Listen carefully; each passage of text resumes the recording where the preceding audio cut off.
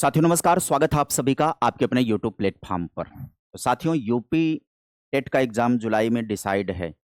बात करेंगे कुछ हम इस एग्ज़ाम से पहले आयोग के जो पैटर्न पर आयोग ने पीजीटी का एग्ज़ाम साकुशल संपन्न करवा लिया। आप सभी को ये ज्ञात हो गया होगा कि आयोग ने पीजीटी का एग्ज़ाम तो साकुशल संपन्न करा लिया, लेकिन पीजीटी एग्ज़ाम को लेकर के अगर बात किया जाए, उसके एग्ज़ाम पैटर्न के सिलेबस के क्वेश्चन के नेचर के विषय में बात किया जाए, तो ये आने वाली परीक्षाओं के लिए एक साफ संदेश है। सतर्क हो जाइए, सावधान हो जाइए। किस एग्ज़ाम के लिए आपको सतर्क और सावधान हो जाना है? भविष्य में आयोग से यानी कि उत्तर प्रदेश शिक्षा सेवा चयन आयोग से जो भी परीक्षाएं होनी हैं, जिनमें कि आपको जून में परीक्षा मिलेगी टीजीटी की, जुलाई में आपको परीक्षा मिलेगी यूपी टेट की। आप इन दोनों परीक्षाओं के लिए सतर्क हो जाएं, पैटर्न को अपने आप बदलें। क्या कुछ है, क्या कुछ रणनीति आपको अपनानी चाहिए, या वीडियो संदेश केवल इस बात के लिए होने वाला है। पीजीटी का एग्ज़ाम मैंने खुद दिया। वही बात आती है कि जब एक टीचर एक स्टूडेंट के रूप में कोई एग्ज़ाम देता है, तो वो एक विद्यार्थी बन कर के एक अलग महसूस करता है। एग्ज़ाम के पैटर्न को महसूस करता है, बदलते हुए नेचर को महसूस करता है। फिर वह अपने विद्यार्थियों को एक अच्छा निर्देश दे सकता है, अच्छी गाइडलाइन कर सकता है। तो भविष्य में जिनको भी टीजीटी का एग्ज़ाम देना है, यूपी टेट का एग्ज़ाम देना है, उनके लिए सावधानी वाली बात है। पुराना पैटर्न अब आप सभी का काम नहीं करेगा। तो पैटर्न में क्या बदलाव हो रहा है, उसकी चर्चा इस सेशन के अंदर करने वाले हैं। देखिए, कुछ बातें मैं साफ बता देना चाहता हूँ शुरुआत करने से पहले। पीजीटी ने बड़ा झटका दिया लोगों को। क्यों बड़ा झटका दिया और किसको बड़ा झटका दिया? पीजीटी के जितने भी एग्ज़ाम हुए हैं, जिस भी सब्जेक्ट के एग्ज़ाम हुए हैं, लोगों ने अपनी तैयारी को किस तरीके से जारी रखा? तो लोगों ने तैयारी वही परंपरागत तरीका अपनाया, जैसा कि पीजीटी में क्वेश्चन पूछा जाता रहा है, उसी तरीके की तैयारी लोगों ने किया। जो भी बच्चे पढ़े उसी तरीके की। कुछ बच्चे जो उसमें थे, जो ज़्यादा मेहनत करने वाले श्रेणी में आते हैं, उन्होंने वो भी पढ़ा जो परंपरागत तरीके से क्वेश्चन आता है, वो भी पढ़ा, पीवाईक्यू भी पढ़ा और टेक्स्ट बुक पढ़ा उन्होंने। किताबों में वो गए और किताबों में पढ़े, अच्छी चीज़ें और भी पढ़ी उन लोगों ने। तो जो लोग लगातार रिदम में बने हुए थे, जिन्होंने लगातार पढ़ाई करी, जो अपने सब्जेक्ट से जुड़े रहे, नई पुरानी सभी जानकारियाँ जो हासिल करते रहे, जो सारी चीज़ें पढ़ते रहे, उनके लिए पेपर उनके हिसाब का बड़ा अच्छा पेपर आया है और वो अपने पेपर में बेहतर कर गए। लेकिन ऐसे लोग जो हैं वो बहुत कम हैं। वो बहुत हद से हद हैं, 20% लोग इस श्रेणी के अंदर आते हैं। 80% लोग ना वही परंपरागत तरीका अपनाते हैं, वही नोट्स, वही कोचिंग क्लासेस करना और वो पीवाईक्यू पढ़ना, उसके आधार पर कोई किताबों का लेकर के उसकी तैयारी करना, उसका प्रैक्टिस करना। लोगों ने यही पढ़ाई करा। लेकिन आयोग ने क्या कर दिया? परंपरागत सवालों से एकदम दूरी बना लिया आयोग ने। आयोग ने पूछा तो मतलब कई सारे सब्जेक्ट में जो है वो फैक्ट वाली जानकारियां ना पूछ करके अप्लाइड तरीके की जानकारी पूछी गई, विश्लेषणात्मक पूछा गया। कई सारे पेपर में, कई सारे सब्जेक्ट में ऐसा पूछा गया जो फैक्ट तो रहा, लेकिन क्वेश्चन पुराना नहीं रहा। क्वेश्चन बिल्कुल अपडेट कर दिया उसने, नया कर दिया।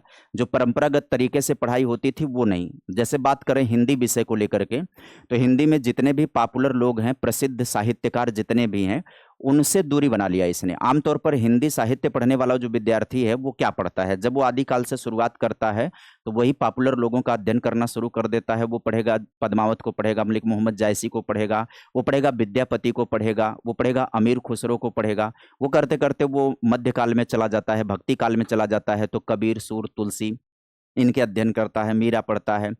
और उसके आगे वो रामचंद्र शुक्ल जी का इतिहास पढ़ता है, हजारी प्रसाद द्विवेदी जी का इतिहास पढ़ता है, उसके कोटेशन वो याद करता है। वो आगे जाता है तो आगे जाएगा तो उससे छायावाद मिलता है, प्रगतिवाद मिलता है। प्रगतिवाद में बड़े बिहारी हैं और भी घनानंद हैं, बोधा हैं, आलम हैं, बड़े मशहूर लोग हैं, इनके बारे में वो अध्ययन करता है। उसके बाद वो जाता है, जब आधुनिक काल छायावाद में जाता है, तो जयशंकर हो गए, निराला हो गए, पंत जी हो गए। कहने का मतलब ये है कि ये जितने भी नाम मैंने लिए और ये जितने भी प्रसिद्ध लोगों की बातें मैंने करी, इनके सवाल नहीं पूछे गए।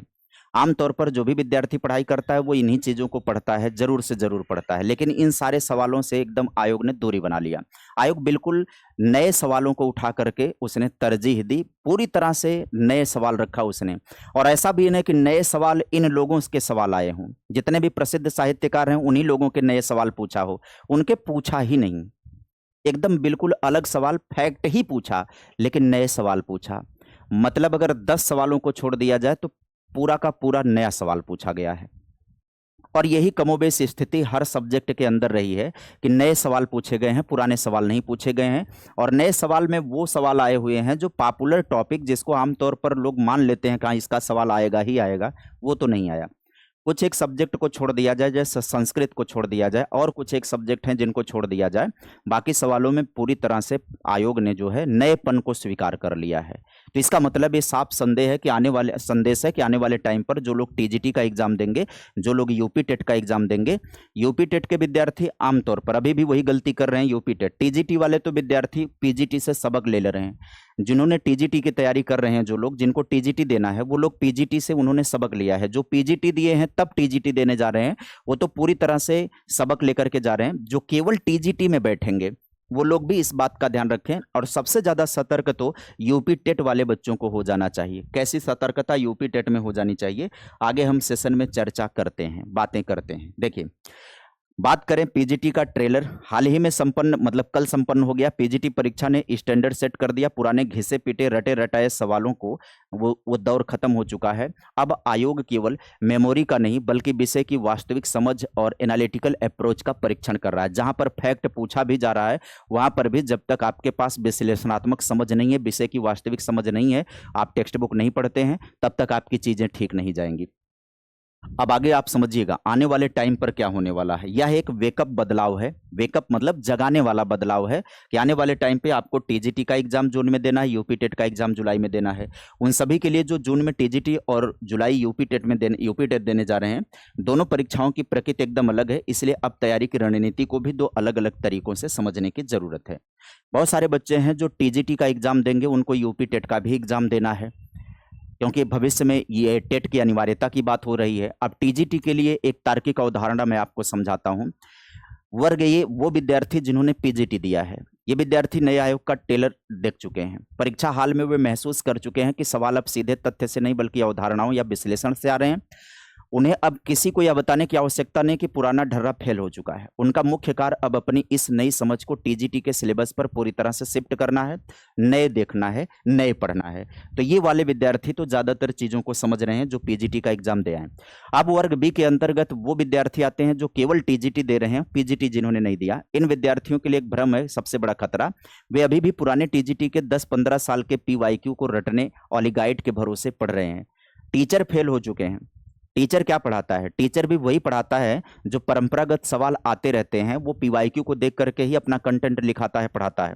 इसमें टीचर की भी बिल्कुल गलती नहीं है। टीचर अगर कोई ऐसा भी हो जो नया देने का प्रयास करे, नया क्वेश्चन करवाने का प्रयास करे, नया नोट्स लिखवाने का प्रयास करे, तो बच्चे खुद लोड लेना बंद कर देते हैं, बच्चे खुद भागना शुरू कर देते हैं।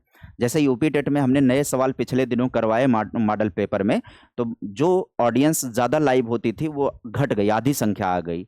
तो इसमें टीचर की भी गलती बहुत ज़्यादा तक नहीं दिया जाएगा, क्योंकि टीचर अगर नया करेगा भी ना तो वो खत्म हो जाएगा, उसकी मार्केट वैल्यू कम हो जाएगी। बच्चे उसको अवॉइड करना शुरू कर देंगे कि अरे ये आउट ऑफ सिलेबस पढ़ा रहे हैं, तमाम चीज़ें ऐसी बता रहे हैं जिनका कोई भी वैल्यू है, ये नहीं है, एग्जाम में कोई महत्व नहीं है, ऐसे क्वेश्चन करवाते हैं, ऐसे कंटेंट लिखवाते हैं। वो अगर पीजीटी एग्जाम के पहले सब्जेक्ट का टीचर ऐसा करता तो उसके साथ ये सबसे बड़ी समस्या आती। लेकिन अब सभी लोग भोग चुके हैं, सभी लोग देख चुके हैं, अब सभी लोग बदलाव को स्वीकार करेंगे। तो ये बदलाव को स्वीकार करना होगा टीजीटी के नए विद्यार्थियों को। बात कर लेते हैं कोर लॉजिक की। अगर हम तो किसने क्या कहा, कब हुआ, तो ये इस पर ज़्यादा फोकस ना करके क्यों हुआ, दर्शन क्या है, अपवाद क्या है, इस पर मतलब एक तरीके से अप्लाइड तरीके का पूछ रहा है, एनालिटिकल तरीके का पूछ रहा है। एनालिटिकल में से अगर फैक्ट निकालना है तो उस भीतर से वो फैक्ट निकाल रहा है और नई चीज़ें निकाल रहा है, जिनको हम अवॉइड करते हैं कि ये एग्जाम में नहीं आएगा, वो एग्जाम में आ जा रहा है। यूपी टेट को लेकर के बात करें तो पहले जो है पीएनपी का ढर्रा था, पीएनपी करवाता था। आप सभी को पता है कि पीएनपी का एग्जाम कैसा होता था। डीएलएड के एग्जाम जितने वो करवाते थे, वही जो प्रीवियस ईयर के क्वेश्चन डीएलएड में पूछे गए होते थे, यूपी टेट में हूबहू वही प्रश्न उठा करके रखे जाते रहे हैं। तकरीबन ईयर में यही किया गया है। लास्ट के 2-3 परीक्षाओं में तो सेम टू सेम यही किया गया है। अब क्या है कि नए आयोग की बात करें तो पहली बार यूपी टेट नए आयोग के हाथ में है और पीजीटी के पैटर्न को देखते हुए यह 100% तय है कि यूपी टेट में भी अब रटंत विद्या काम नहीं आएगी, या पूरी तरह से पीवाईक्यू पर ही निर्भर रहना एकदम से काम नहीं आएगा। पूरी तरह से वो सारे सवाल जो परंपरागत होते हैं किसने क्या दिया, क्रिया प्रसूत किसने दिया, स्किनर ने, शास्त्रीय अनुबंधन किसने दिया, पावलो ने दिया, ये पुरानी बातें हो चुकी हैं। अब इस आयोग के ढर्रे की अगर हम बात करें तो मुझे नहीं लगता है कि जो सबसे पॉपुलर सवाल हैं, जो लगभग लगभग सबको याद हैं, वो इसे अवॉइड कर रहा है, वो नहीं पूछ रहा है, ऐसे सवाल तो नहीं पूछ रहा। अब इक्का दुक्का आ जाए बीच में तो वो अलग मामला है, लेकिन पूरा का पूरा पैटर्न उन्हीं सवालों का नहीं रहने वाला है जो अमूमन सबको याद है, जो आमतौर पर हर व्यक्ति प्रैक्टिस करवा देता है और हर विद्यार्थी प्रैक्टिस कर लेता है, वो नहीं होंगे। यूपी टेट में किसी एक विषय की गहराई नहीं बल्कि 5 अलग अलग विषयों का संतुलन रखना होगा। इन विषयों में आप सभी को पता है कि सीडीपी है, भाषा है, गणित है, पर्यावरण है, सामाजिक विज्ञान है। तो अब ज्ञान और अनुप्रयोग की दूरी आप समझिएगा कि पहले जो सवाल होता था वो नॉलेज पर आधारित होता था, फैक्चुअल। अब वो सवाल खिसक करके जा रहा है किधर की तरफ, अप्लाइड की तरफ जा रहा है। उसमें से अगर फैक्ट निकालना है तो भीतर से सवाल निकालेगा, फैक्ट भी निकाल रहा है ना, तो विश्लेषणात्मक अध्ययन के अंदर जाकर के समझदारी से सवाल निकाल रहा है। सिद्धांतों के सीधे नाम याद करने के बजाय सिचुएशनल पेडागोजी पर फोकस करना अच्छा माना जाएगा। ब्लूम टेक्सोनॉमी के निचले स्तर को छोड़ करके समझ और विश्लेषण की प्रैक्टिस करें। प्रीवियस ईयर के साथ साथ इन चीज़ों को प्रैक्टिस करें। प्रीवियस ईयर इसलिए करें कि आपके फंडामेंटल समझ आपके पास होनी चाहिए। सवाल यह नहीं होगा कि समावेशी शिक्षा क्या है, सवाल यह होगा कि आपकी कक्षा के विशिष्ट आवश्यकता बच्चा है जो घुल मिल नहीं पा रहा है, तो आप एक मनोवैज्ञानिक प्रतिक्रिया क्या देंगे आप एज ए टीचर। या फैक्ट भी उठाएगा तो फैक्ट जो है ना, वो डायरेक्ट पॉपुलर सवाल फैक्ट में नहीं पूछेगा। जितने आप लगातार पढ़ते रहते हैं जो कॉमन है कि किसने पियाजे के चारों पियाजे ने कितनी संज्ञानात्मक विकास की अवस्थाएं दी, पहली अवस्था कौन सी है, दूसरी अवस्था कौन सी है, तीसरी कौन सी है ना, मूर्त संक्रिया का एज ड्यूरेशन क्या है, ये सब सवाल जो प्रीवियस में आ चुके हैं और जो पॉपुलर हैं, हर कोई पढ़ने आता है तो इन चीज़ों को पढ़ ही लेता है लगभग लगभग, वो सारे सवालों की संभावना ना के बराबर होने वाली है। अब ये वाला मामला और क्लियर, क्रिस्टल क्लियर हो जाएगा जब टीजीटी का एग्जाम हो जाएगा। टीजीटी का एग्जाम जैसे ही होगा वैसे ही और साफ हो जाएगा कि यूपी टेट में क्या होने वाला है। अभी तो पीजीटी के आधार पर यह निष्कर्ष निकाला जा रहा है। जब टीजीटी का एग्जाम हो जाएगा, टीजीटी के पैटर्न को देखा जाएगा, उसके तरीकों को देखा जाएगा, क्वेश्चन के नेचर को देखा जाएगा, उसके बाद यूपी टेट का पूरा क्लियर हो जाएगा कि यूपी टेट में क्या होने वाला है। इस चीज़ का पूरी तरह से आप सभी लोग ख्याल रखें और तैयारी को अपने उस तरीके से धार दीजिए कि आप सभी को फोकस यूपी टेट के लिए केवल पेडागोजी और भाषाओं के बदलते स्वरूप पर अब आपको अलग से ध्यान देना होगा। व्याकरण में उन पहलुओं पर ध्यान देना होगा जो आपको लगता है कि ये सवाल नहीं आएगा। चीज़ों को उनको आपको फोकस करना है कि किसी भी सिद्धांत को पढ़ना है तो आपको अंदर तह तक जाकर के पढ़ना होगा। पावलो के शास्त्रीय अनुबंधन सिद्धांत के उपनाम रटना और उनके सिद्धांत को किस नाम से जाना जाता है, इससे बेहतर होगा कि आप अंदर जाइए, सिद्धांत के अंदर जो नियम दिया गया है उन नियमों तक आपको पहुंचना होगा, क्योंकि सवाल वहां से निकलने की संभावना होगी। रटने वाले के बजाय एनालिटिकल अप्रोच की तरफ आप फोकस करना शुरू करिए।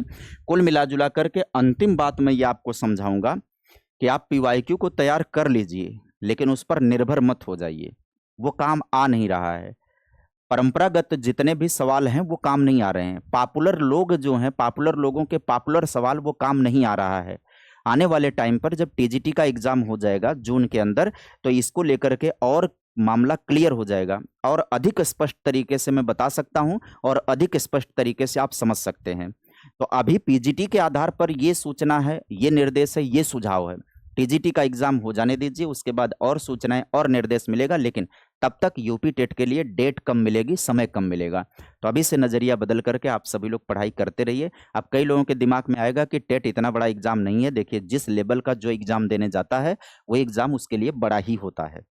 जिस लेवल का एग्जाम हो रहा है उस लेवल का सवाल पूछा जा रहा है, उस लेवल के सवाल को उस लेवल के लिए उलझाऊ बनाया जा रहा है। इस बात को आप ध्यान में रख लीजिए। उम्मीद करेंगे कि आप सभी को ये वीडियो पसंद आएगी। चैनल पर पहली बार होंगे तो चैनल को सब्सक्राइब कर दीजिएगा, और हाँ, सभी लोग वीडियो को यहाँ तक देख लिए हैं तो लाइक करके जरूर जाइएगा। आज के लिए सेशन में इतना ही। मिलते हैं नई जानकारी के साथ, नए अपडेट के साथ, नई वीडियो में। Bye bye, take care, thank you.